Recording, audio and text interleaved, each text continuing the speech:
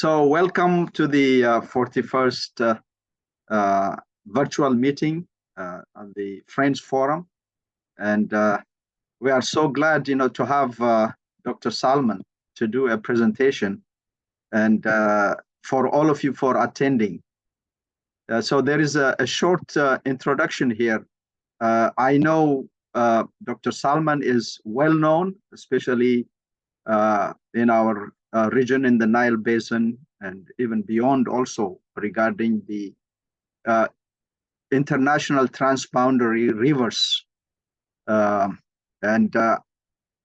This is what I see here in a very short introduction, I would say. Dr. Salman is the former water law advisor of the World Bank and is currently a distinguished honorary member and fellow with the International Water Resources Association. And the chair of the University of Khartoum Council, Dr. Salman holds a master's and JSD from Yale Law School, big school here, and has published extensively in the field of water law and policy. We are privileged to have Dr. Salman with us, and I will give the floor to him, or the screen to be exact. It's yours, Dr. Salman. Yeah, okay, just let's get this. Okay. Okay, do you have the screen now? Yes, we have it. Okay, well, thank you very much, Dr. Abati, for the kind invitation. It's indeed a pleasure and honor to be here with you today to discuss the recent action by South Sudan to accede to the Nile Basin Cooperative Framework Agreement. I thank you for the invitation, and I thank the colleagues who are there for attending the session. The title, as we have agreed, is Ramifications of the Accession of South Sudan to the Nile Basin Cooperative Framework Agreement.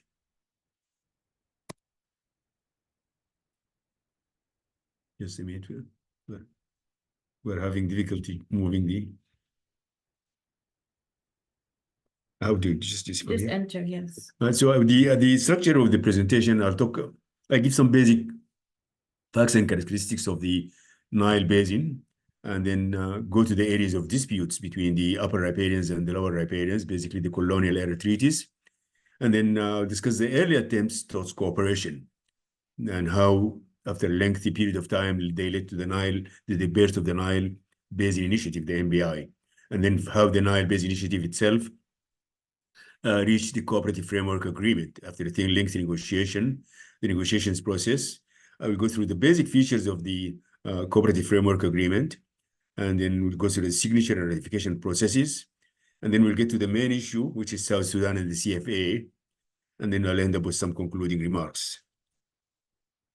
Okay, let me, before I start this slide, just so Dr. Accession doesn't get upset with me and the other colleagues from South Sudan.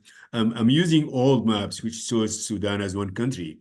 This should not be in any way interpreted as anything. It's just my fault. I haven't updated my maps, so please accept my apologies that for this situation. The Nile Basin is the world's longest river, 6,650 kilometers from its sources in Burundi and Rwanda to the Mediterranean Sea.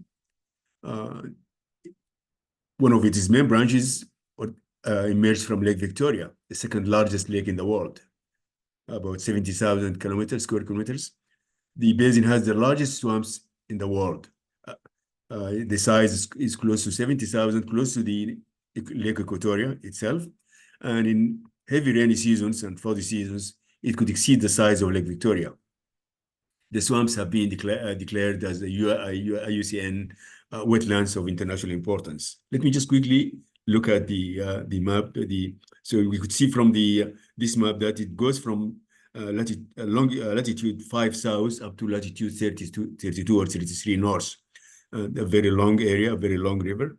We see the Lake Victoria, the second largest lake in the world after Lake Superior, bordered by Tanzania, 49%, Uganda, 46%, and Kenya, 5%.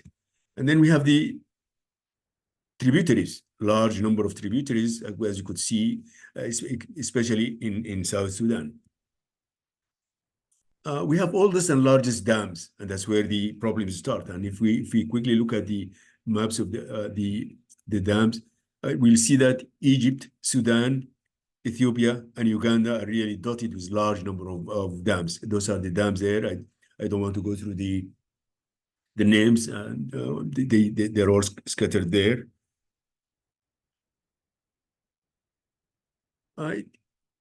And as I mentioned earlier, the Nile is characterized by having the earliest and most controversial treaties, which will go into details. It occupies about 30% of the, it has 30% of the African population and occupies 10% of the land. And it's also characterized by ethnic, linguistic, and religious diversity. It's one of the basins that we have people speaking the three main languages of the world, English, Arabic, and French. It's shared by 11 countries, Burundi, Congo, Egypt, Ethiopia, Eritrea, Kenya, Rwanda, South Sudan, Sudan, Tanzania, Uganda. And generally, it's a region of extremes. There's poverty, the 6 out of 15 poorest countries, high variability and climate change, variability in terms of temporal variations, space and time. And 8 countries have been in conflict since 1994. And then there is the unusual differences of the pattern of flow of the White Nile and the Blue Nile.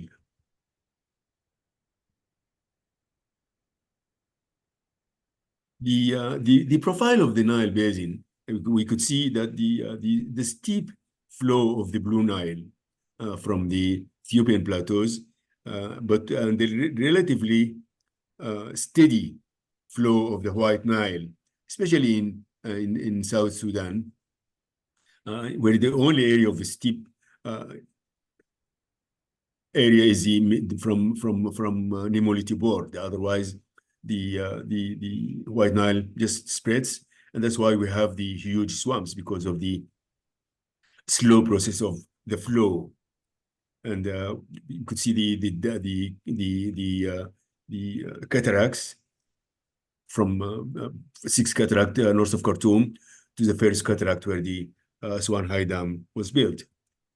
It's another feature of the White Nile and the Blue Nile. The White Nile the Blue Nile is really muddy, filled with silt, and we could see the water here. The brownish water is the Blue Nile, and then the kind of blue water is the White Nile. This is a confluence of the 2 Niles in Khartoum. And it goes for a while like this clear scenery of brown and blue water for almost 2-3 kilometers. Another characteristic of the Nile system is the small flow. It's been between 84 billion to 109 billion cubic meters. The 1959 agreement determined that the flow is 84 billion cubic meters measured at Aswan. But the recent measurements, UNDP and others, put the figure as 109 billion cubic meters. In fact, there are some figures that put it as high as 120, but I would say that 109 is more reliable. A very limited infrastructure. 15% of the electric hydropower potential is developed, only 15%. It's 20% of the population in the Nile Basin with electricity. 50% of the irrigable land is actually irrigated. So it's really quite an underused basin. Then we talked about the high rainfall variability across the basin. Ethiopia contributes 86 to 95% depending on the season. During the flood season, a lot of the Blue Nile runs it's about 70 to 75% from June to end of September. And that's when the contribution of the Ethiopian plateau reaches 95. Let me just show it. It reaches 25. So we have the Blue Nile about 59% during the annual flow, 68% during the flood season, July to September. They have the Adbara 13, 22. We have the Sobat 14 and then 5. As a total from the Ethiopian plateau, 86% during the annual and 95 up to 95% during the flood season. While the White Nile, the Equatorial X Nile, contributes only 14%, during the annual season, but only 5% during the flood season. So we have at the end the figures we need to remember is that Ethiopia is the source for 46% of the waters, while the White Nile equatorial lakes are the sources for 14%. Am I going backward or? Yes, okay, it's okay.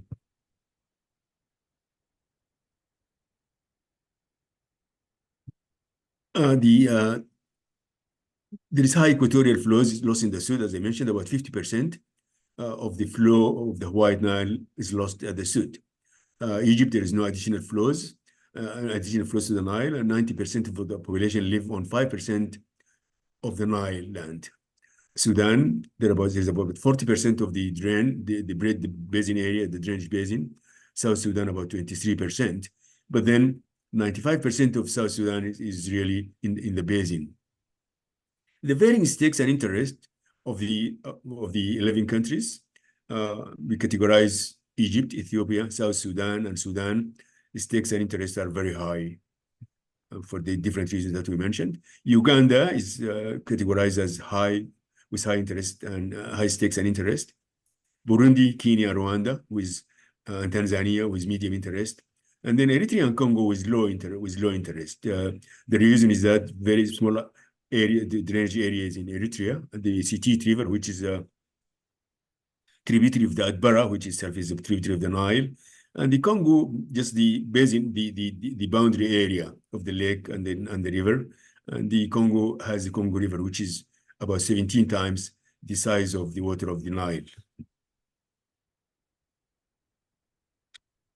The drainage area, as I mentioned, that Sudan has the largest drainage area, 63%, divided about 20-43 between South and North Sudan. Ethiopia has 11%, Egypt has 9%, Uganda 7%. But look at Uganda, 7%, but 99% of the land is covered by the basin.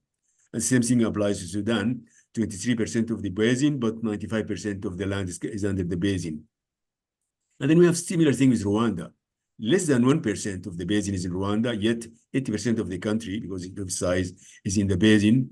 And Burundi, close to that, less than 0.5%, but close to 46% is within the basin area. So it's really very, very stark variation between those countries. And this is, as I mentioned, the huge tributaries, the swamps, and the lake. The areas of differences and disputes which have led us to where we are now, and what we call colonial era treaties. In 1902, a treaty was signed between Britain and Ethiopia, which granted Egypt and Sudan veto power on Nile projects in Ethiopia. Ethiopia has rejected this treaty as non-binding for various reasons. One of them is that it is between Ethiopia and Britain, and between Ethiopia and Britain, and that Sudan and Egypt are not party to it. But even if and then there is the issue of whether the treaty has been ratified, which Ethiopia says it has not been ratified, and there are issues of variation in the language between the English version and the Amharic version. On the other hand, Egypt insists on the validity of the treaty and the succession theory. So we have here a huge problem, a huge difference. Similarly, the 1929 treaty between Britain and Egypt, it grants Egypt veto power on Nile projects in Sudan, Uganda, Kenya, and Tanzania, 4 countries. It's rejected by Uganda, Kenya, and Tanzania.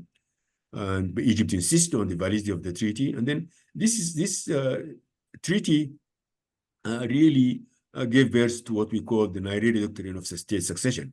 When Nyerere became president of Tanzania, he said he would give the 1929 treaty 2 years to be renegotiated. If it is renegotiated, then fine, we have a new treaty. If it's not negotiated, then it lapses. And he did that, exactly did that, and it was followed by Uganda and Kenya. And so the 3 countries have declared that the treaty is no longer binding on them. And then the 3rd treaty, which is a source of huge controversy, is the 1959 Nile Waters Treaty, Nile Waters Agreement between Egypt and Sudan. It's a bilateral agreement between only 2 countries. And the 2 countries gave themselves the control of the waters of the Nile, total control. The title of the treaty says agreement between Egypt and Sudan for full utilization of the Nile waters. And that full utilization is translated into figures. The treaty determined that the total amount of water reaching Swan from the river from the Nile is 84 billion cubic meters. The divided between two countries, Egypt got 55.5, Sudan got 18.5, and 10 billion are lost for evaporation in the lake of the Aswan High Dam. So the total amount, 84 billion, has been or was allocated between the two countries. The two countries went further and said that if there are claims from other riparians for a share of Nile waters, then this claim should be submitted to Egypt and Sudan, and Egypt and Sudan will decide on that claim, decide whether to agree to it or agree to part of it or reject it. And if they agree to it or part of it, then Egypt and Sudan will supervise the use if any is granted. The treaty is rejected totally by all the riparians, and actually the treaty really infringes on the basic principles of international water law of the equality of the riparians on the sharing of the utilization and sharing of the river. Despite the 1959 treaty, which was rejected by all riparians, which really created a very tense atmosphere in the basin, there have been attempts towards cooperation. 8 years after the agreement was signed, there were some problems at Lake Victoria. Rise of water, which caused flooding, which had a huge damage to the farms and the accommodation of many people, and so it went on and continued for a while. And then there were the meeting of the three countries of Lake Victoria, and they decided to invite the other countries, Sudan, Egypt, and Ethiopia, because there were issues of whether this sudden rise in Lake Victoria was due to the swamps of southern Sudan not being able to allow more water to flow through them, or was it due to the beginning of the storage in Aswan High Dam, a continuation of the storage of High Dam, that is the dam is not allowing more water. So the meeting was held, and it was sponsored by a number of UN organizations, WMO and UNDP, and financed by them. And a number of studies came out, and the problem started subsiding. But then that led to some other meetings in the 70s. Undugu, which is the Swahili word for brotherhood. And it was a first attempt really towards confidence building between the parties and meeting face to face and getting to know each other. Then those meetings were followed by the Teco Nile and the Nile 2000 conferences. And those were huge conferences which were held throughout the capitals of the Nile Basin countries throughout the 80s and 90s. And that process really started and improved the communication among the nine officials of the Nile. They start meeting regularly, getting to know each other, getting to know the thoughts and the plans and the thinking about the Nile. This whole process led to the Nile Basin Initiative, which was born in 1999. However, the work on the Nile Basin Initiative actually started in 1997, and it did by informal meetings during the Nile 2000 conferences. And then after 2 years of discussions, the nine Nile states, at that time, South Sudan was both born, and Eritrea didn't join. It just joined as an observer because there is very limited interest at stakes. So the discussion culminated in 22nd of February 1999, when the 9 ministers of water resources signed the minutes of the Dar es Salaam meeting, which established the Nile Basin Initiative, the NBI. And that's why the 22nd of February is considered the Nile Day, and huge celebrations take place in one of the capitals of the Nile Basin countries. The Nile Basin Initiative was being viewed as a transitional arrangement for fostering cooperation until a more elaborate and more arrangement has been reached, and permanent arrangement. And it has this interesting institutional setup. That is the institutional setup, NBI Secretariat at NTB, and then the Eastern Nile Technical Regional Office in Addis Ababa, and then the Southern Nile, the Nile Equatorial Lakes program in coordination unit in Kigali. And then we have the Nile Council of Ministers at the top of the pyramid, and the Nile Technical Advisory Committee, and then the Nile Secretariat. The vision, and this is a very important point, because we'll come to it later, but we need to stop for a minute. And the vision is to achieve sustainable socio-economic development through equitable utilization of and benefit from the common Nile Basin water resources. That was the vision that was negotiated and was included in the minutes of the Dar es Salaam meeting. I should pull back and say that this whole process was from the beginning facilitated by the World Bank, UNDP, and a number of other donors, European, Canadians. And so it was really a large and a very elaborate process of facilitation. They call the process facilitation, not mediation, just facilitating the process for reaching the Nile Basin Initiative, establishing the Nile Basin Initiative.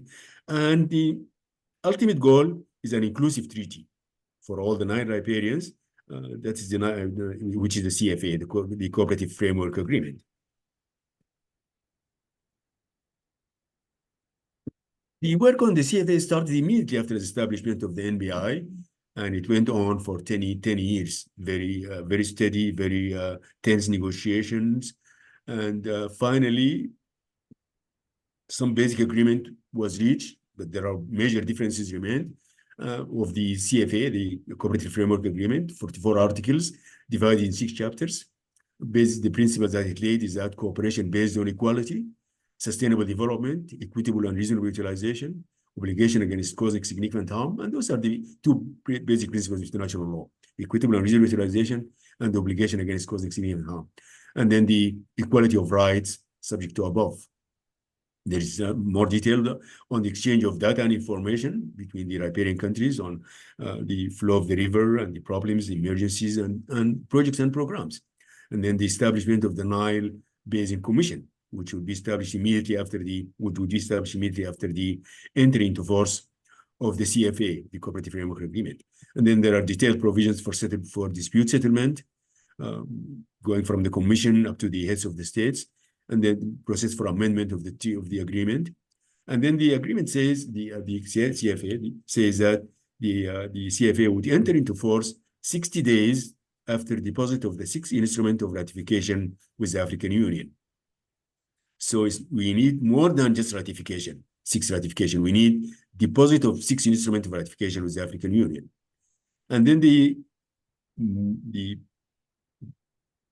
vital issue of vital principle is the water security for all riparian states.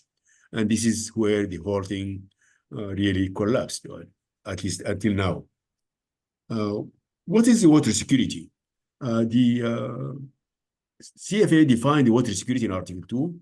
Water security means the right of all Nile riparian states to reliable access to and use of the Nile River system for health, agriculture, livelihood, production, and environment. So this is the water security. This is not a legal concept. We don't have it in any development international water law. It's not in the UN Convention. It's not in customary international law. It's more of a political concept, really. And it was dragged in the CFA because of the insistence of Egypt and Sudan of explicit reference to their existing uses and rights. We'll come to this in a minute. So they insisted on that, and the other riparians saying no. This is equitable and reasonable utilization. If we are going to go to colonial era treaties, then what's the point of having the NBI? So the facilitator came with the idea of the water security, and put this meaning of the water security, and then included Article 14 of the CFA. And Article 14 reads, water security, having due regard to the provisions of Articles 4 and 5 of the CFA. 4 and 5 is about equitable and reasonable utilization and the obligation not to cause significant harm. Nile Basin states recognize the vital importance of water security to each of them. The states also recognize that the cooperative management and development of the waters of the Nile River system will facilitate achievement of water security and other benefits. Nile Basin states therefore agree in a spirit of cooperation, A, to work together to ensure that all states achieve and sustain water security. B, it is empty, and it is the reason. I'll come to why we still don't have a text that agreed upon, and that's why we don't have a CFA that was agreed upon. The upper riparians, all of them except Egypt and Sudan, said that Article 14b should read, and not to significantly affect the water security of any other Nile riparian states. So A would read, to work together to ensure all states achieve and sustain water security, and then B, not to significantly affect the water security of any other Nile states. Egypt and Sudan said no, we need an explicit reference to our uses and rights. And so the paragraph which Egypt and Sudan insisted on, 14b would read, not to adversely affect the water security and current uses and rights. I have bolded it because just to distinguish it from the previous one, of any other Nile states. So we are basically back to the colonial era treaties and the which according to Sudan and Egypt decide and determine their uses and rights, which have to be, according to them, explicitly mentioned in the CFA. So there was no agreement, and the negotiations kept going on, and then the matter was referred to the Nile Council of Ministers that met in 22 May 2009 in Kinshasa, famous meeting called the Kinshasa meeting. And for a lengthy negotiation, the meeting decided that the Article 14b, which we just the two variations, would be resolved by the Commission within 6 months after establishment. So the treaty would stay with 14a, and then 14b would be resolved by the Commission, or have to be resolved by the Commission. And so that's where we are now. That's where we have been since 2010 up to now. The second difference is the Article 8, proposed projects on the Nile. The upper riparians, Egypt and Sudan, demanded, the upper riparians demanded exchange of information on those projects, not notification. Egypt and Sudan insisted on notification as per World Bank policy for projects on international waterways. And here we need to pause for a minute. Why did the upper riparians did not want notification? Because they were concerned that if they notify Egypt and Sudan would invoke the treaty, 1902 treaty or 1929 treaty. So they said the exchange of information only. Egypt and Sudan insisted on notification as per World Bank policies, saying, telling the World Bank, look, you have a policy on notification. So how could you facilitate an agreement on a shared river like the Nile without having provisions of notification? And so that was again left undecided. And then there is Article 36 on the process for amending the CFA. The upper riparians, they divided the treaty into two parts. Parts would be amended by consensus and parts by simple majority. Egypt and Sudan said no. The whole treaty, any provision of the whole treaty should be amended by consensus or by majority, but the majority should include both of them. So basically, they granted themselves a veto power over any amendment. So these are the basic three differences. However, the concentration was on the fairest one, because the idea, even if you resolve the Article 2, Article 8, and Article 36, and you didn't resolve 14b, then there would still have no treaty. Whereas if you resolve the 14b, then Article 8 and Article 6 could easily be resolved. So the process ended there. After the Kinshasa meeting, so Egypt and Sudan pulled out, and they said they will not go ahead. The other riparians went ahead with after the failure to resolve differences and after the Kinshasa meeting. As I said, those were dealt with at negotiation level, ministerial level, and head of state level. So on May 2010, 1 year after the Kinshasa meeting and all the attempts to resolve the issues failed, Ethiopia, Rwanda, Tanzania, Uganda signed the CFA on 14 May 2010 in Entebbe, Uganda.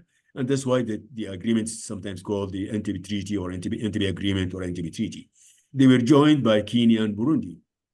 So we have signature by 6 states. And they mentioned earlier, the agreement says that it will enter into force 60 days after the deposit of the 6th instrument of ratification or accession with the African Union. So the signature was open for all 9 riparian states from May 14, 2010 to 13 May 2011. Egypt and Sudan continued rejecting the CFA. There was no reaction from the Congo, and Eritrea kept saying that they're observer of the process. This is a signing ceremony of the 14th of May of the CFA in Entebbe, Uganda. After the signing, the ratification process started. Ethiopia was the first country to ratify the agreement on June 2013, followed by Rwanda in August 2013, and then Tanzania in March 2015, Uganda in August 2019, and then Burundi in August 2023, about a year ago. However, the NBI website does not list Burundi as having ratified the CFA, despite the official statement by Burundi, which was published in that they have ratified. We will come to this in a minute.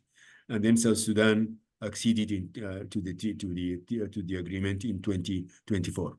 No action by Kenya, the sixth signatory. South Sudan and the NBI and the CFA. How did South Sudan get to where we are now? South Sudan emerged as an independent nation on July 2011, following the exercise of self-determination on 9 January 2011.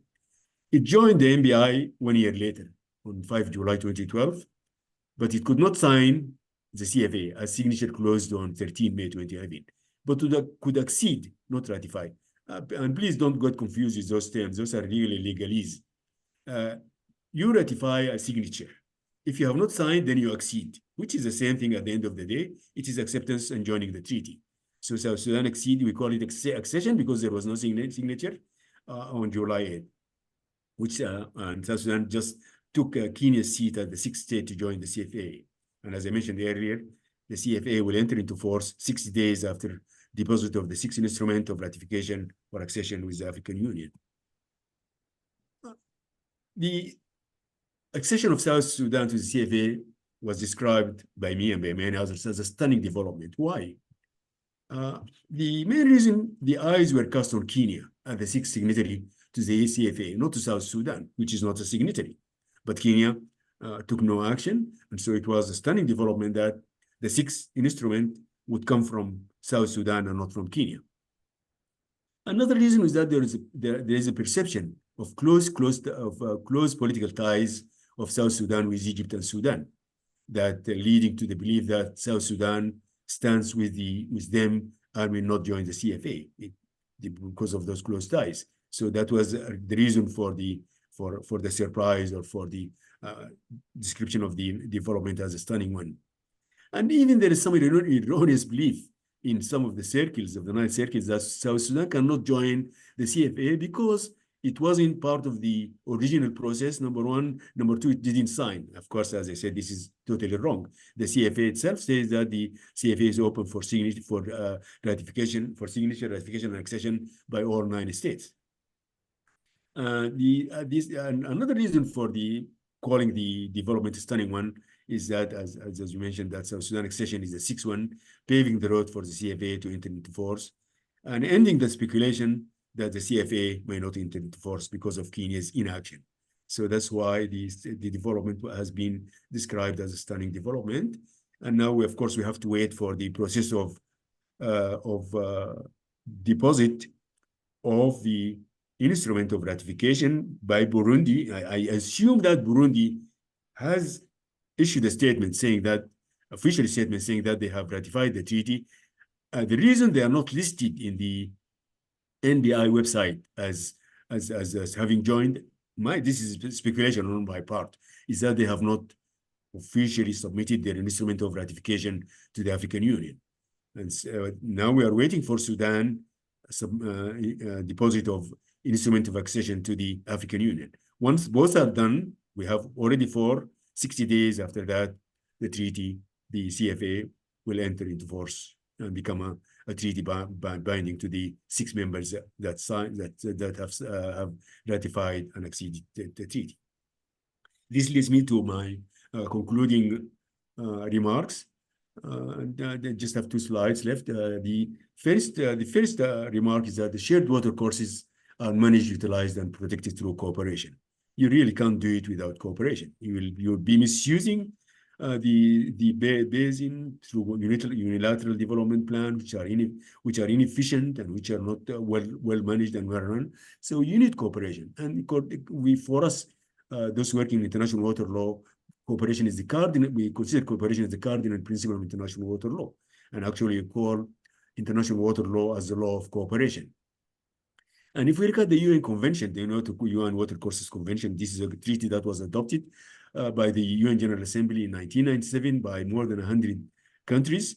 And then it entered into force in 2014, about 10 years ago, actually more than 10 years ago.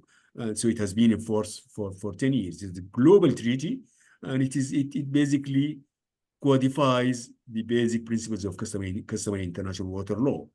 And it has been endorsed by International Court of Justice, by the Permanent Court of Arbitration, by all the institutions that work on international waters. So it is really the treaty that's considered as a reference, and the CFA is really based on the UN Convention, UN Watercourses Convention, except for the water security and the notification and the amendment. But the rest of it is really the UN Convention. And basically the facilitators, some of the facilitators who worked on the facilitations, the CFA, have really worked before on the convention. So basically they were really replicating their experience and the process with the CFA. As I said, the only differences are the water security, which is not a legal concept, is a political concept, and the exchange of that information in lieu of notification, and the process for amendment of the CFA. Accession of South Sudan to the CFA is likely, in my view, to revive formal negotiations on differences on the CFA. So, and if that happens, this will be a major positive contribution that for the last 7-8 years, there has really been silence. Then there has been much work or much negotiation or much discussion about the CFA. And I think that this will revive the discussion, will revive the negotiation. Why? Egypt and Sudan will feel isolated now that the CFA is on the verge of entering into force and effect. So they will feel the need to rejoin others rather than stay on the sidelines when the process is really moving and moving fast. And this is the experience with MBI. When they pulled out, Sudan Egypt pulled out of the MBI, they still maintained some kind of presence there so that they at least would contribute in a way or another to the process. And the second reason as to why the CFA is likely to revive formal negotiations, upper riparians will feel the need and perhaps even the necessity of having an inclusive process for the commission to become effective. You have a commission with 6, but if you have 5 riparian countries out of the commission, including 2 major riparians, Sudan and Egypt, then it's unlikely that this commission will be as effective as expected or as needed. And the last remark I would like to make, which I have made before in a blog that was published a couple of years back, that the impasse over the CFA is breakable. It's not really we can still resolve the two basic differences. And which I published in a blog, and Dr. Abati has it. He can send it around. I can send it around. And my recommendation consisted of 3 parts. Drop all references to water security on the CFA. As I mentioned, water security is not a legal concept. It's a political concept. The CFA is the only international water treaty that talks about water security. So my first recommendation is drop all references to water security. And let's even have a look at the agreement on declaration of principles and the GERD, the DOP, that was signed by Egypt, Ethiopia, and Sudan on March 23rd, 2015. 5 years after the differences erupted on the CFA. It does not include a water security clause. So if the DOP does not include the water security clause, why not apply the same thing to the CFA?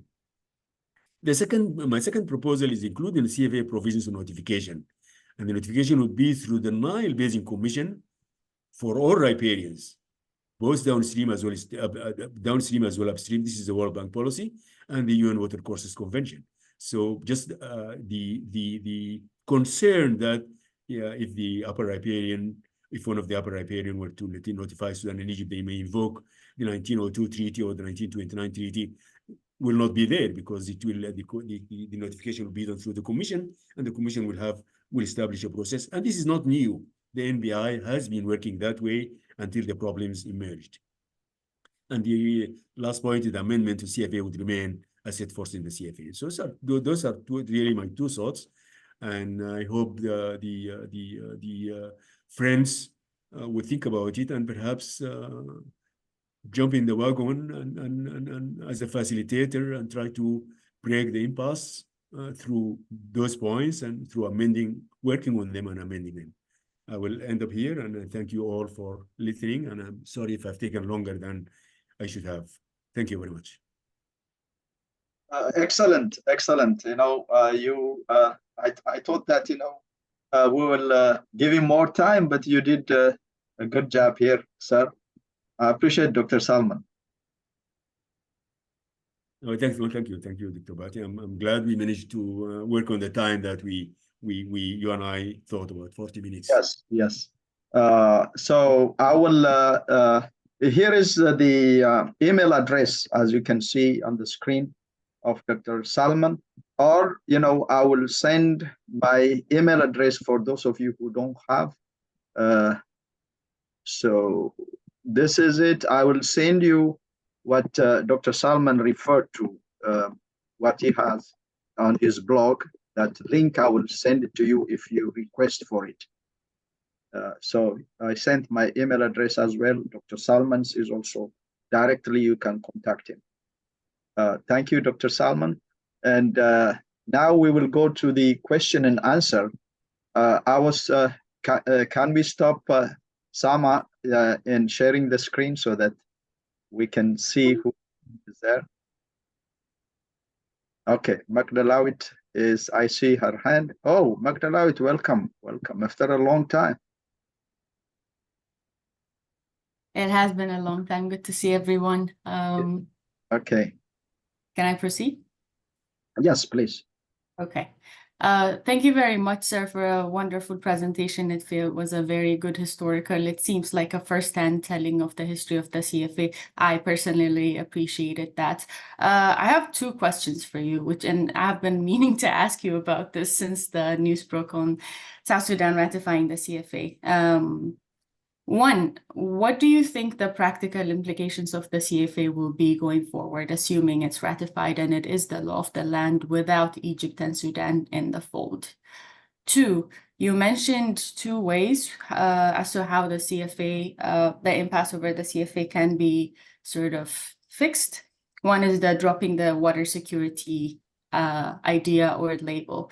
But in my opinion, the water security idea has brought to light how much the insistence on colonial agreement is actually the root problem of most of the problems in the Nile. So assuming we drop the water security label from the CFA and the CFA is ratified even by Sudan and Egypt, what does that actually mean? Wouldn't that make the CFA just an empty agreement without really targeting the key issues in the Nile Basin, which is this insistence between moving forward versus insisting on colonial agreements, which are counter to equitable water use, as you pretty openly discussed when you were describing the treaties. And the third question is about the notification versus exchange of information. You know this very well. None of the Nile Basin countries have signed the UN Convention as well. And one of the limitations over there as to why they did not, all of them did not sign the UN Convention was this hesitation about prior notification principle. So do you see, given that many of these countries, all of these Nile Basin countries are against the prior, not all, most of these countries are against prior notification country, which was also reflected in their decision not to sign the UN Convention. Do you think that's a feasible principle? And I know this, I'm just asking your opinion, but I would be interested in hearing what you have to say. Thank you, sir. Shall I jump in? Yes, no, you can answer this questions. I think it's the lengthy questions and please, you know, for just reminding you, I see like 3 hands, so one after the other you will be presenting it. The first hand that I saw is Dr. Lama, and then Dr. Samu. I think, yeah, 2 of them. So do you want me to answer? You answer, answer Magdalawitz, and then we will combine the two. Please make it short, Dr. Lama and Dr. Samu. Okay, and, fine. I will.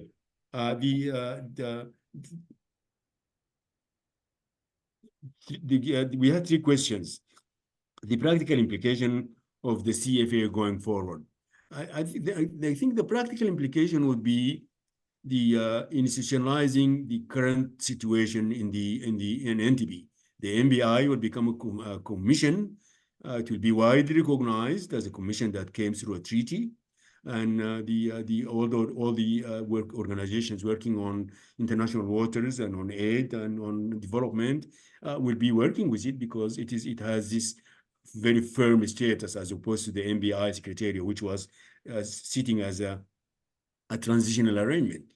And and I think the another practical implication will be it will foster more cooperation, assuming of course that Egypt and Sudan would join at the later stage. Then it will be more than just through the NBI, which was effective, but it will be more effective because of the strengths, the legal strengths and the teeth of the commission. The second question about dropping the water security, that the dropping water security will not be enough because of the colonial treaties, and obviously that's true. But when we drop the water security, then there will be let me put back. The CFA does not mention anything about the colonial treaties. There is no mention there. The only mention is the indirect mention of them through the existing rights and uses of Sudan and Egypt, and this is the window through which the colonial treaties can jump in.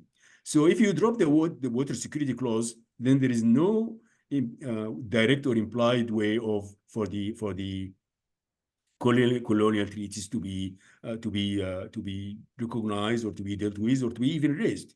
And I think there is a gradual realization that if we are going to have the CFA, then that's really a new start. We are not going to go back and talk about the colonial treaties or existing water use and rights, but we are having a new beginning. And so that could be another implication, depending on how the process for the entry into force unfolds.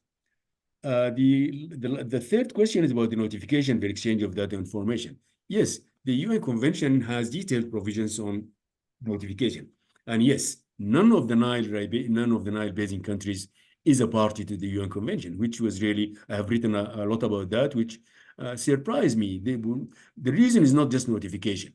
They have different reasons. The one reason is that the interpretation of the convention as being biased in favor of upstream riparian, as some countries think, or downstream riparian as others think. Notification is one issue. The issue of the dispute settlement is another area of differences.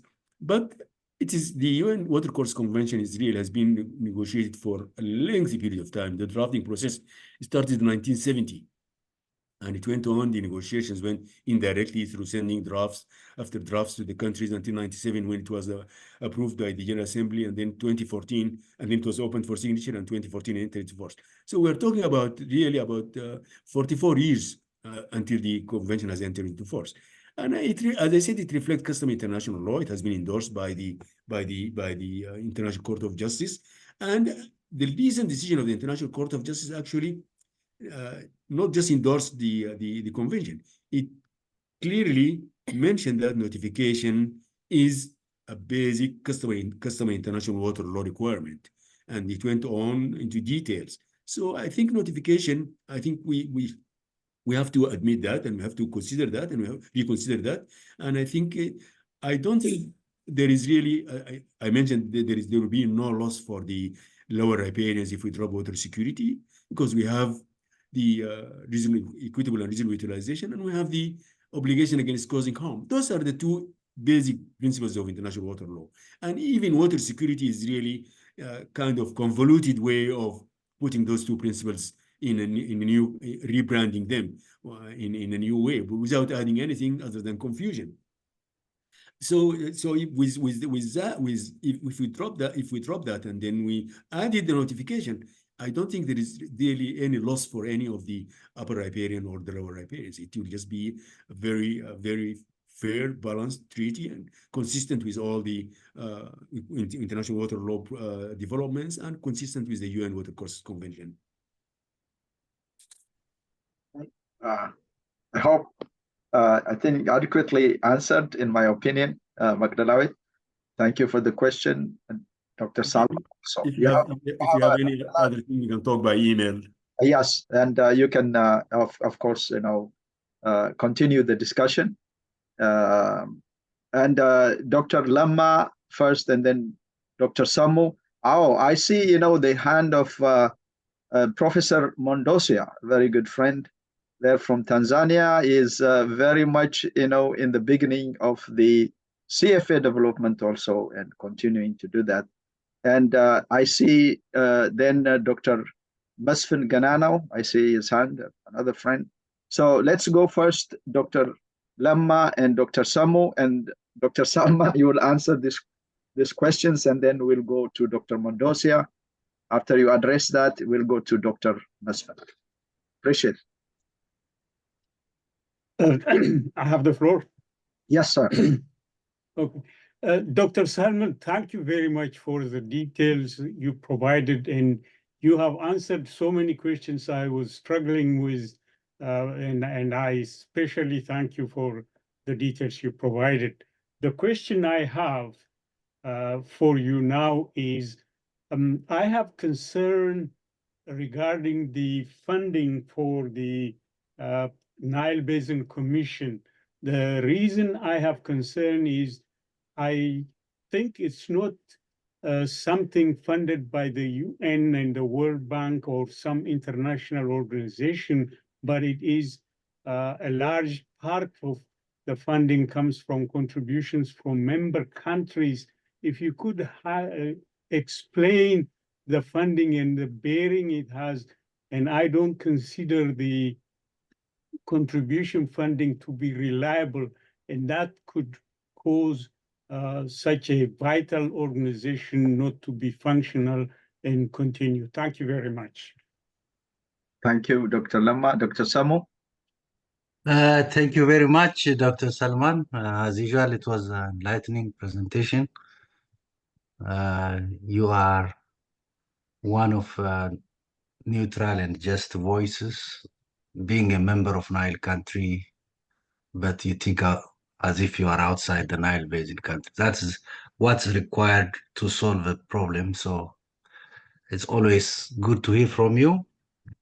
My question is that now that the CFA is ratified, of course, the Nile Basin countries would probably establish quickly NBC, Nile Basin Commission, because you are at least the World Bank and multilateral countries organization, how they work.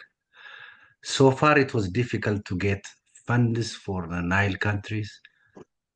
If NBC is a legal entity, deposited the ratification UN and all this, do you think those multilateral organizations like World Bank and others start providing for funds for legal organization like NBC, National Nile Basin Commission?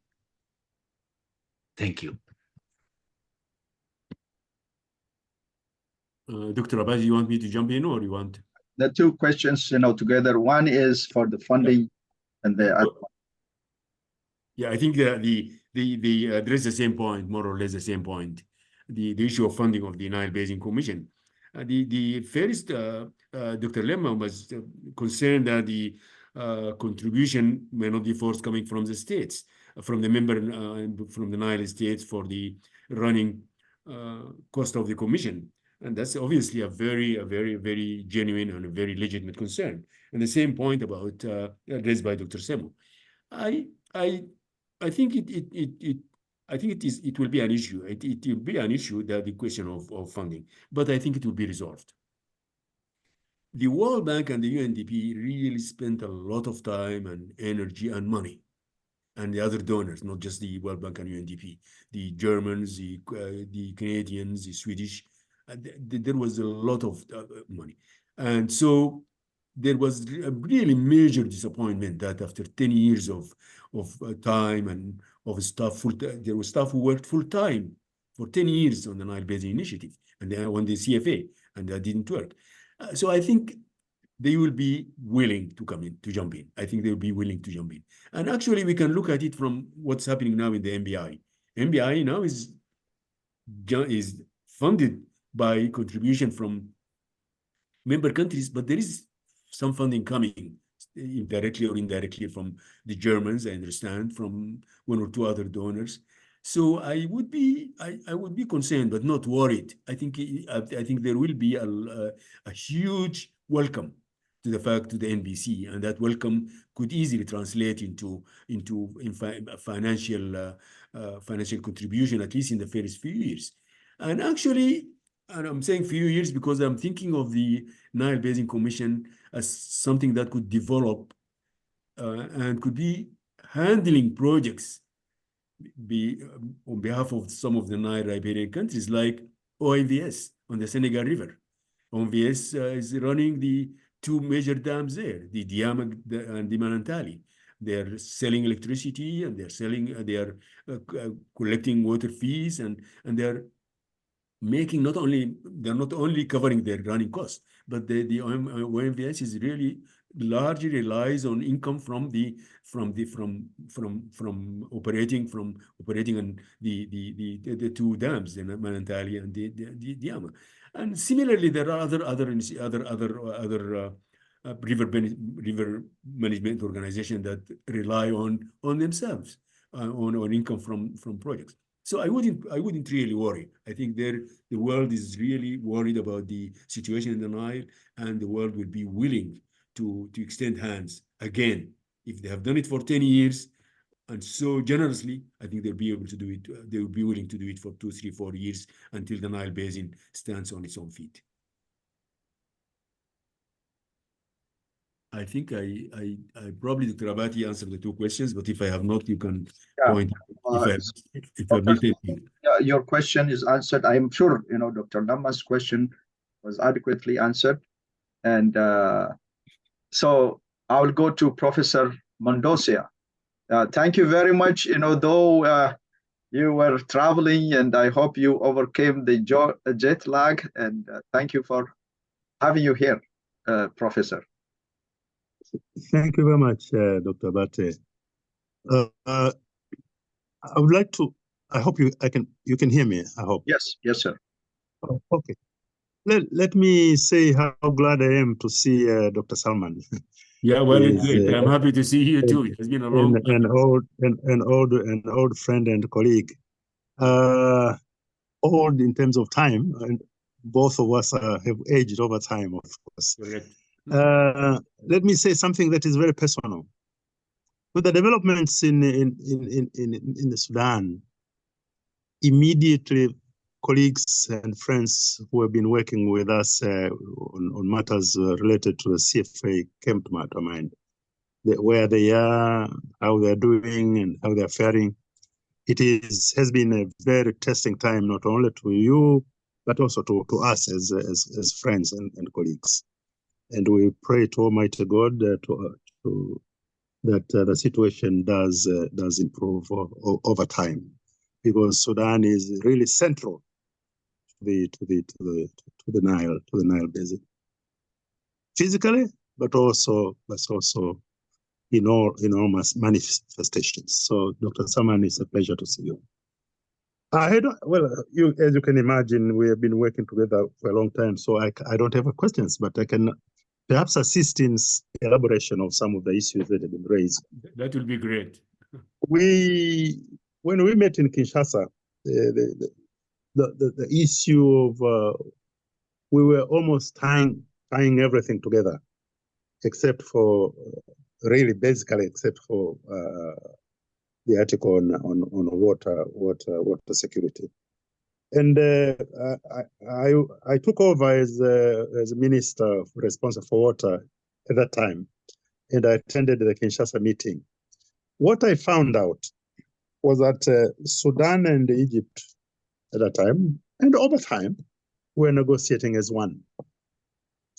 And the rest of the Upper Nile riparians, each and everybody spoke as they saw fit.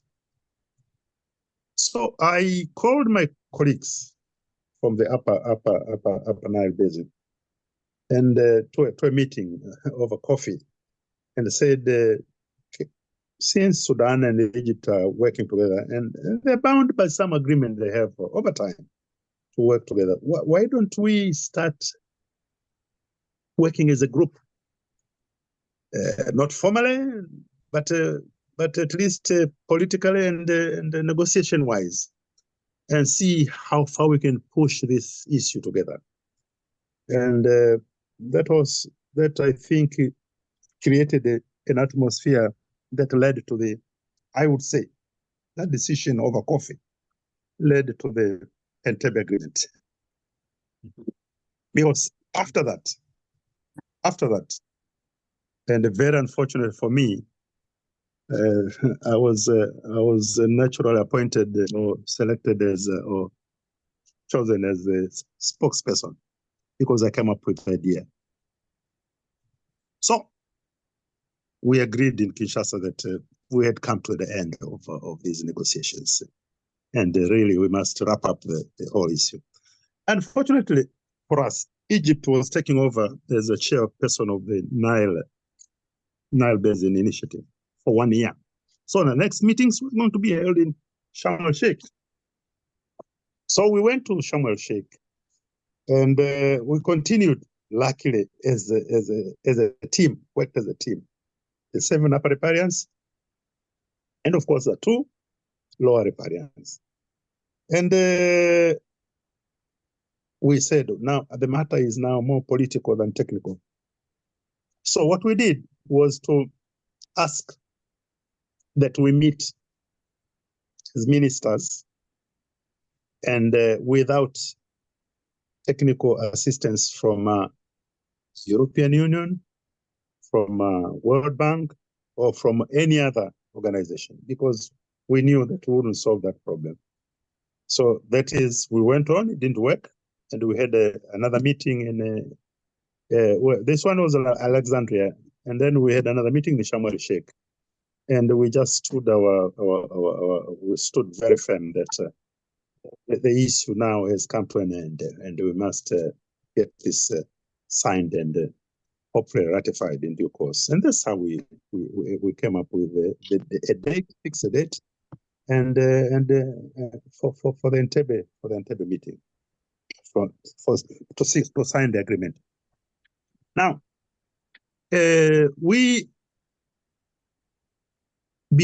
before or during the course of those discussions, we also, because Egypt and Sudan were withdrawing participation in the NBI, not officially, but certainly scaling down their participation. But we said, we decided as ministers that we must now have a transitional arrangement. What will happen if we get the CFA? Between NBI, what will happen, and between NBI and CFA. So a number of studies were commissioned, and they came with what would be the legal implications, what would be the financial implications, what would be the institutional arrangements during the transition and towards the CFA. So we had everything considered on this particular issue. And luckily for the CFA or for the NBI, issues that we think would probably be would bring adverse reaction from even now from Egypt and Sudan would be perhaps the issue of property. But really, NBI has no property to think of, except for some few buildings in Entebbe. the property. Basically, that's it. And maybe accounts and issues of that nature. So we believe that if CFA comes into force, there will be certainly negotiations because with the NBI on transferring NBI to CFA, and we think at that particular stage Egypt will come in, but there are not many issues to come in about. So we don't believe that we had thought about it, and we have studies about it. We gave it consideration. We don't believe that it will be a big issue. So now, in terms of what happens to, we have been waiting for this announcement from Sudan for many years. It's now 25 years since the whole issue of CFA started, 1999. But recently, when I was invited to African 3 in Addis, I reminded them that it, as you said, it took 45 years for the International Convention to come into force, the International Water Convention. And I said, 25 years is nothing in this world of politics, and luckily, a few days later, Sudan came to hope. I must admit that Ethiopia has done a lot towards this end to get us into that situation. One, because of the agreements that were entered into between Egypt, Sudan, and Ethiopia with regard to JEF, the principles that were established. That those sort of, if you like, they set the stage intellectually and also politically that it is possible. So what followed later was really a matter of you could always keep on negotiating, but once you have your principles there, and those are the principles that guide. And also Ethiopia did a lot of this political and diplomatic maneuvering and so on and so forth that ended up, we were worried that of course Egypt did a lot to make sure that this doesn't happen. There are a lot of delegations, a lot of trade missions, a lot of military assistance to all these states that we can talk about. But in the end, I think it's good that we have come to this situation where we are now, and I think it's for those of us who have been in this for a long time, it's quite a satisfaction that we may see the CFA in our lifetime. So it's I just wanted to say these few words, and another issue that again, which is a credit to Ethiopia, is it stood very firm on non-externalization of basin issues and challenges when the whole issue was taken over by or to the United States, and well, I think we wouldn't reach this far if perhaps Ethiopia had agreed with that externalization of basin issues. Well, I think I promise I wrote some notes which I presented to the African Free. I'll circulate them through Mr. Professor Bate in due course. Otherwise, that's all I wanted to say. Thank you, Professor Mendoza. I appreciate, and of course, the discussion will continue, and the work. I have to acknowledge here. Is he gone now? I just saw him, Khalid. Dr. Khalid Siddiq. I think he joined. He was the co-founder of this forum, and no problem. I think, Masfin, did you lower your hand and your questions are answered, or should I go to Batumi Dak?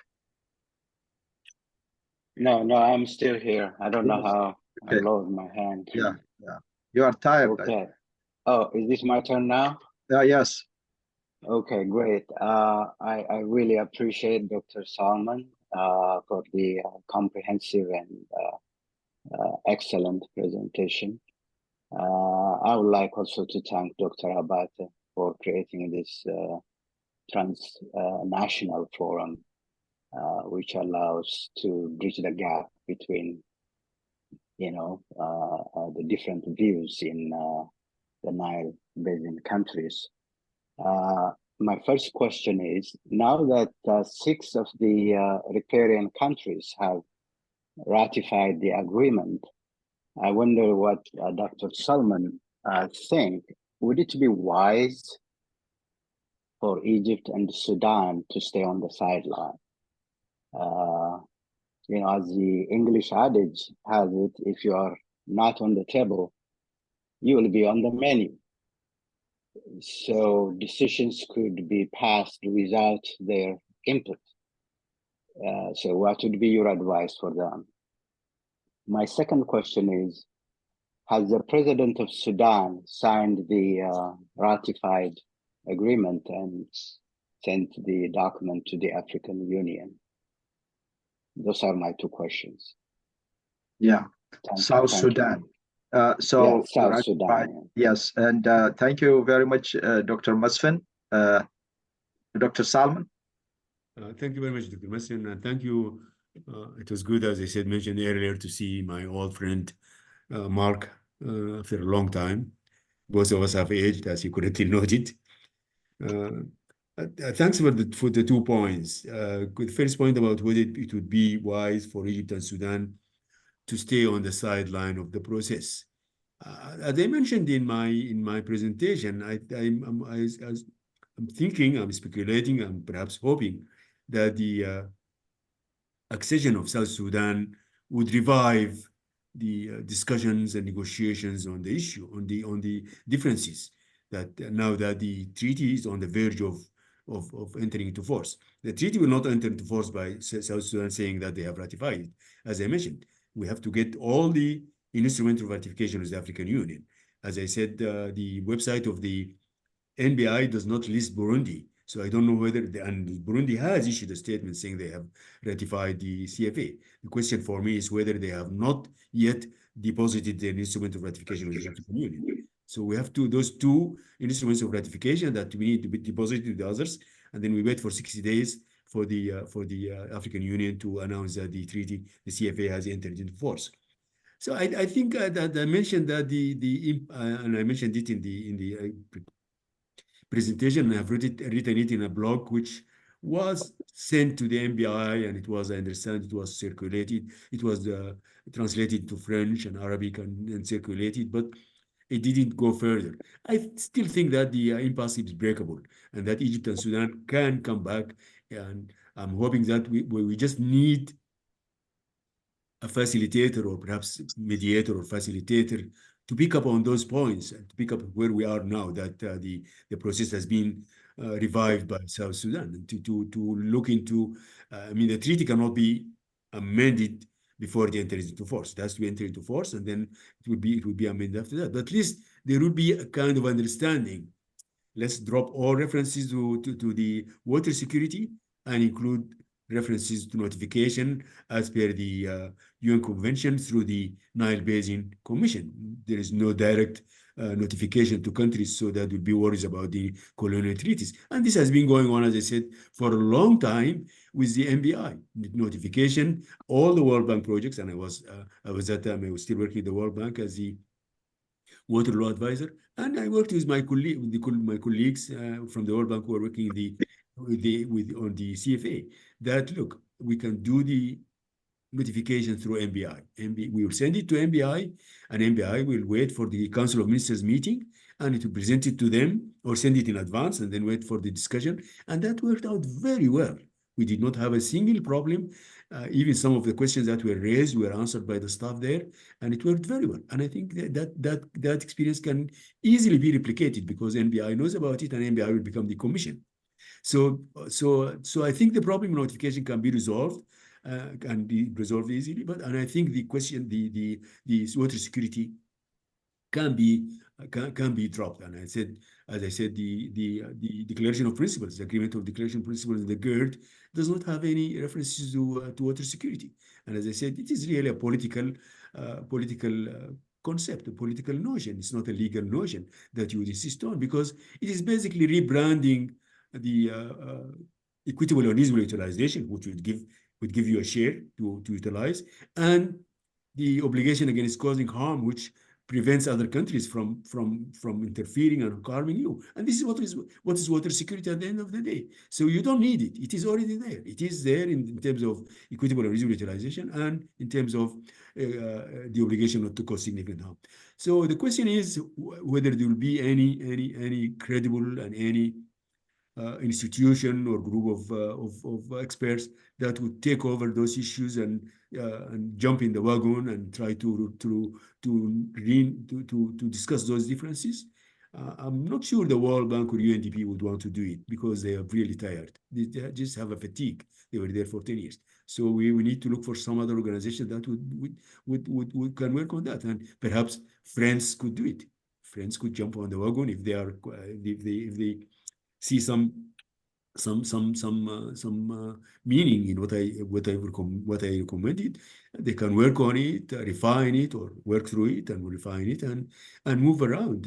Especially France has experts from Sudan, from Egypt, from Ethiopia, from some of the other Nile Basin countries, and they could get more. I don't know whether my friend Mark is a member of the Friends, but he could be drafted in and asked to help and join, and some of the other.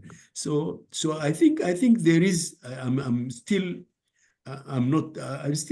optimistic that the differences can be resolved, and that the Egypt and Sudan would not want to stay outside of the process because they see the process moving. On the other hand, the upper riparians would want to have a process that is inclusive and to be meaningful.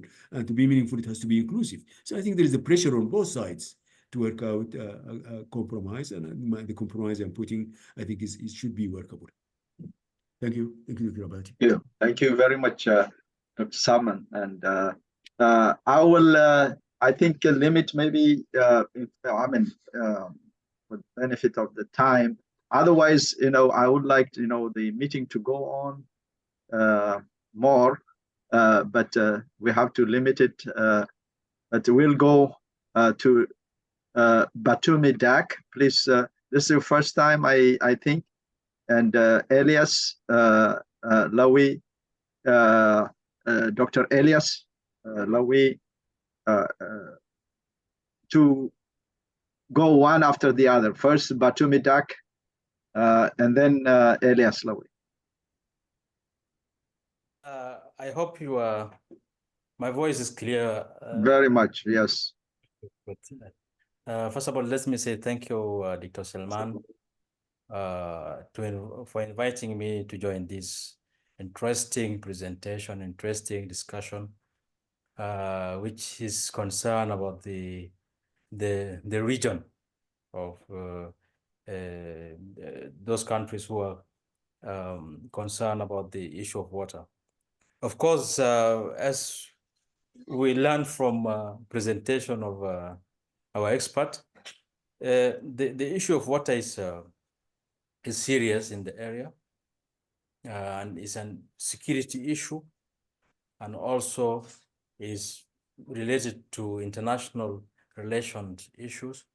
And you can find that there is reports talking about this after South Sudan signed the CFA. People are saying why South Sudan joined after 12 years of joined the Nile Basin after 12 years. Of course, South Sudan need water resources, need to utilize this resource in good manner so that it can benefit for development. Also, it's related to issue of the conflict resolution in the area. But I don't know why the area, the region is worried about the joining of South Sudan and this question is going to Dr. Salman. Why the regions are worried of joining of South Sudan in this agreement, and how possible is trying to identify the commitment of South Sudan in the Nile Basin so that it will benefit from that resources and get development in the area. And because it's related also to the issue of cooperation in the area, because some reports are talking about the South Sudan have been pushed by Ethiopia to join this CFA, so that it's like playing politics in the region.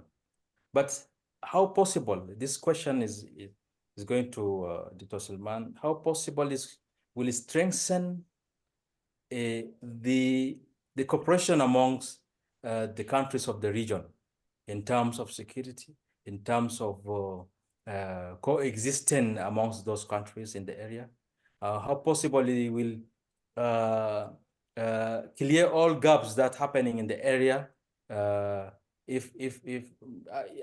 we are bringing the issue of the conflict of the resources that is coming up now in the area. Egypt is coming to South Sudan seriously and trying to build water resources, not to let South Sudan not to rely on Nile water by relying on other sources of water.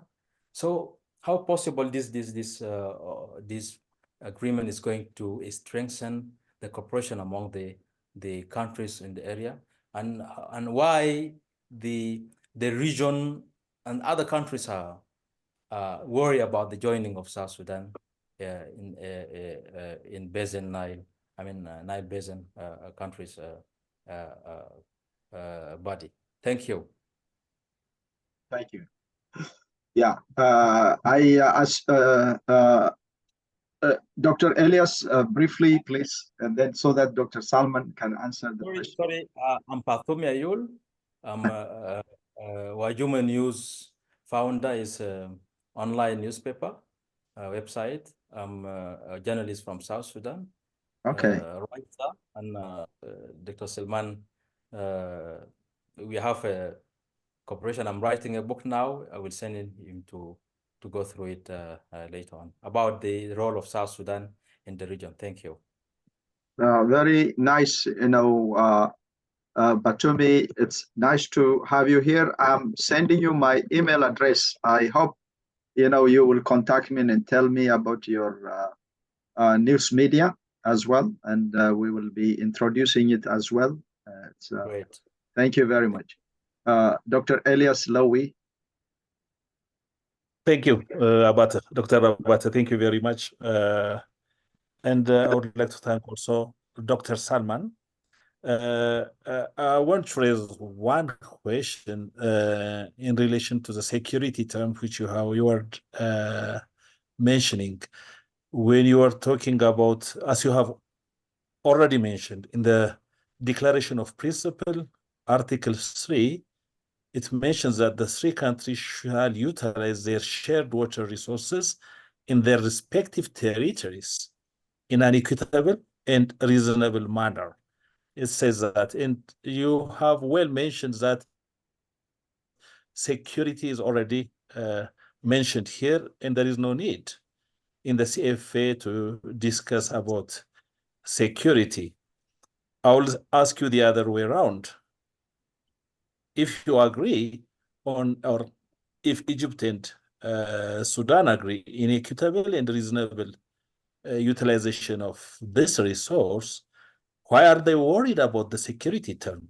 I mean, does it have a big difference. For me, equitable and reasonable manner means that all riparian countries are they need a security. So what do you think? Why don't you see it the other way around?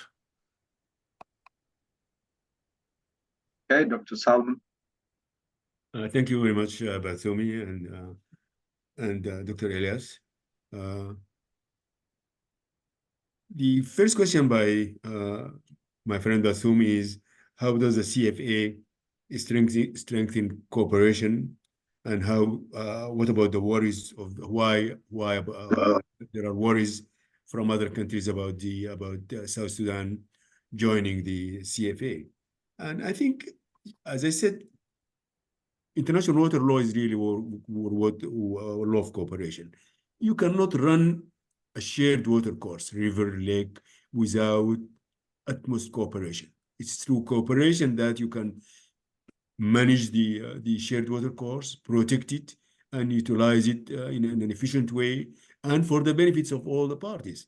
Unilateral development plans all have their limitations and inefficiencies. And that's why Senegal River, for example, is one of the best run organizations, because it's run in a cooperative manner by OMVS. We look at the way other basins in the world, like Paraguay, the Paraguay River, where they built the Itaipu Dam, built by Brazil and Paraguay with the assistance of Argentina, and it's making a lot of use of in a very efficient and clean way, producing energy in a very efficient and clean way for the three countries together. And that's again through cooperation.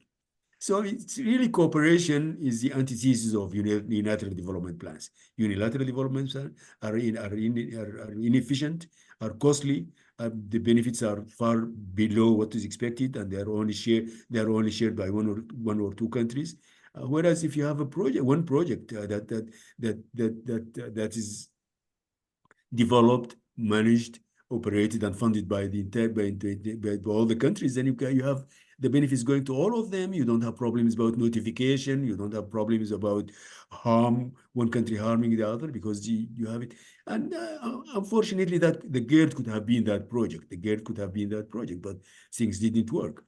And so I think the unilateral development plans are not the efficient way or a good way of running any shared water course. It really has to be done through cooperation. And here we have the Commission. And the Commission will be a more stronger NBI, a more visible NBI, a more legal, an entity with more legal teeth, with recognition, with visibility that will be recognized all over. So I think that cooperation will come through that way. The NBI was the focus of cooperation by other countries, and the Nile Basin Commission would be stronger and would be more visible, would be more recognized by the world community, and with the hope that Sudan and Egypt would join the process. The second question is why there are worries about the South Sudan accession. And I think the worries is basically that, as I said, the CFA, the Cooperative Framework Agreement, has been kind of dormant situation for some time. Then the process of ratification started, and then Kenya the only country that was expected, the only country that was remaining that signed was Kenya, and there was inaction from Kenya. And then suddenly, out of the blue, South Sudan decided to accede to the treaty, and that really rendered the power that Kenya had, rendered it, just took it out of the screen. No longer Kenya has the ultimate decision, the veto power on whether the CFA can come into force or not come into force, because since it was signatory, the logical thing it will be to ratify, and then so that's why the sudden jumping of Southern Sudan in the CFA has really been I called it a stunning development. And even after a week after I wrote my blog, I still really believe that it has been a stunning development, and it has really, and it will really revive the discussion, the negotiations, and hopefully that accession, which will lead to the revival of discussion and negotiation, could lead to an inclusive CFA, in which Sudan and Egypt would join. Dr. Alias, and they talk about water security and the questions of the water security being really, as I said, and I think we agree that if you have equitable and reasonable utilization agreed by all the parties, which they did in the CFA, and if you have the obligation not to cause significant harm, then what's left for water security to add? There isn't really much to add. I mean, we define we laid out the factors for the equitable and reasonable utilization. The CFA has more factors than the UN Water Courses Convention. It added the drainage area in each country. It added the contribution of each country, which are not there. So it's more elaborate. And then in terms of the obligation not to cause significant harm, it is just copied what is there. And that was that effort of the convention was really a huge effort. I mean, it was going on from 1970 until 1997. I was part of it in 1994 for some time when I became the World Bank Water Law Advisor. I attended the UN session of the discussion of the convention, and I worked closely with some of the experts that worked on the UN Water Courses Convention, and some of them were the ones who really came and facilitated the work on the CFA. So we're not talking about new ideas. We're not talking about new concepts. We're not talking about untested ideas or untested concepts. And so I really think, and I have to apologize to my colleagues who came out with the water security, that I'm not trying to belittle their efforts and belittle their endeavor to reach a compromise. But I really don't think the water security is adding anything. You have equitable energy utilization. You have the obligation not to cause harm. That's water security. So if you come and add few things to it and try to rebrand it, I think it just creates confusion, and that's exactly the confusion. But again, as I said, those facilitators were trying to work not only through the issue of equitable resource utilization and the obligation not to cause harm. They were working on the issue of the colonial treaties and the current uses and rights of Sudan and Egypt, the claims of Sudan and Egypt to their current uses and rights, which are, if you apply the current uses and rights, there is no water left. I mean, the entire river is divided between two countries, and that's 1959 agreement, which is it's a non-starter. And that takes me to the point which I raised earlier about the vision. The vision that the country signed on Dar es Salaam on 22nd of February speaks about equitable and reasonable utilization, clearly. And I think that should have closed the door on any attempts to come out back with the issues of colonial treaties and existing uses and rights, because if that was raised at the beginning, then I don't think any country or any organization, the World Bank, would be interested in trying to mediate, facilitate a process that's starting from the wrong point. That's why I think the Dar es Salaam document of 22nd of February is an important document that should be the reference document. And it is a reference document, and the CFA is based on it. So coming back and opening the issues of existing uses and rights really creates a lot of confusion. And then the confusion is compounded by this concept of the notion, the political notion, not the legal notion of water security. So I do think we can drop the water security, add notification, and go ahead with the CFA for Sudan and Egypt to sign, and when notification should be acceptable to the upper riparians, with the clarification that is going to be done through NBI, through the Nile Basin Commission, the same way NBI has been handling notification for the last 15 years, since 1999. I think we agreed on that process in 2001 or 2002, and I was the one who worked on it. And being the World Bank lawyer, I was responsible for project on international waterways. I was the one who developed it and who sold it to senior management in the bank, that this does tally with international law. It's not something that is getting out of the way international law or is cutting corners or anything. It is ratification is the process by getting all information to the other riparians where they can make an informed decision. So whether we send it to Khartoum and Cairo and Addis Ababa, or whether you hand it to the ministers in the meeting, or those same ministers in Entebbe, well, I mean, it doesn't make any difference legally. And so I think we can, if we work on those two, and I do hope that the friends, as I said earlier, I'm repeating myself, sorry for that, they can pick up on that and see what we can do, what they can do as facilitators to use the opportunity. And it's an opportunity and a challenge provided by Southern Sudan accession to the CFA. Thank you, Dr. Abadi. Thank you, Dr. Salman. Really, this is a very, very educational, informative session, hearing from the persons who early on were in the process of the CFA, NBI, and it's a privilege to hear from Dr. Salman. Thank you for the nice presentation. I would like to acknowledge here first, Momar is from Senegal, because Senegal you mentioned, a couple of times, so at least, so I want to acknowledge he was my former student. So I thank you for coming, Momar.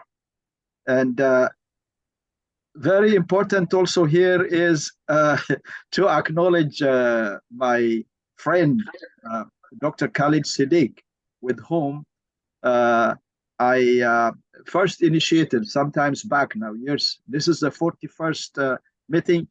Khalid, can you say something? He was having issues of connection, I think. Oh, he's gone again? Hi, Abata. Hey. Sorry, I think my camera is not coming in. But yeah, first of all, thank you, Abata, for reminding me. Actually, I have this very interesting session in my calendar, and I was planning to attend it, but Saturday, and I was trapped in other things away from my computer. Dr. Salman, thank you very much for coming into Friend, and this is really important contribution to this group, and my greetings to all the friends in this group. And I also see Samah, very welcome to this group, and I hope that this wouldn't be your first time here, your last time here. So we look forward to you attending future sessions of this very interesting group. Thank you, Abata, and thank you all. Thank you. I appreciate it. So with this, I have to conclude. And in the chat message I sent you, again, most of you know my email address, and you can email me, or in the last slide of Dr. Salman, he put his email address. Otherwise, if you didn't note it, I will send it to you. And if you have any questions, or comments, we will be at least trying to address them. And Dr. Salman, thank you very much for thinking highly of Friends. And by the way, all of you are members of Friends. Is that right, Khalid? Yeah. Definitely. Yeah, by definition. So our goal again is to promote cooperation and collaboration, and this is it, and I will send you. Can you see, the vision here that we have put together? It's to promote cooperation and collaboration for the greater common good, we call it. So that's the purpose. I hope through the CFA and finalization and becoming in effect, we will have that. Thank you again, Dr. Salman. And I have to thank Sama also for helping us in in overcoming the electronic challenge, the technical challenge also. Thank you, Sama. And Dr. Salman, everybody here who attended as well. Thank you very much. Appreciate it. Thank you very much, Dr. Abadi. Thanks everybody who attended, and we will stay in touch. You have my email address. Thank you. Thank you.